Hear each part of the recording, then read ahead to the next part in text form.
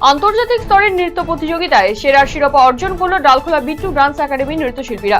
চলতি মাসে 17 তারিখে দার্জিলিং এর ভানুমঞ্চে অনুষ্ঠিত হয়েছিল শিলারানী মহোৎসব। আর এই নৃত্য প্রতিযোগিতায় অংশগ্রহণ করায় ছাড়পত্র পায় ডালখোলা বিট্টু ডান্স একাডেমির বিভিন্ন বয়সের 12 জন শিল্পী।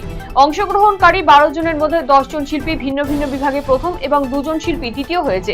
স্বভাবতই ডালখোলা নৃত্যশিল্পীদের এই সাফল্যে খুশি ডালখোলা তথা জেলার শিল্পী মহল।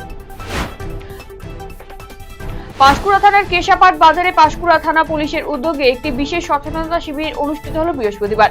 এদিন এই শিবির থেকে বাল্যবিবাহ, মাদকের ব্যবহার, শব্দদূষণ এবং সড়ক নিরাপত্তা সহ বিভিন্ন বিষয় নিয়ে আলোচনা করা হয়। এদিনের এই সচেতনতা শিবিরে উপস্থিত ছিলেন পাঁশকুড়া থানার আইসি সুজন কুমার রায়, পাঁশকুড়া থানার অন্যান্য পুলিশ আধিকারিকগণ। অন্নপূর্ণা ভান্ডারের সুবিধা পেতে আধার লিঙ্ক করার প্রক্রিয়ায় হয়রানির জেরে বাগডোগরার গোসাইপুর পোস্ট অফিসে ব্যাপক ভাঙচুর চালালো ক্ষিপ্ত জনতা। বৃহস্পতিবার ভোর থেকে দীর্ঘক্ষণ লাইনে দাঁড়িয়েও বহু মানুষ আধার লিঙ্কের সুযোগ না পেয়ে ক্ষোভে ফেটে পড়েন। তারা পোস্ট অফিসে ভাঙচুর চালানোর পাশাপাশি কর্মীদের ওপর চড়াও হন।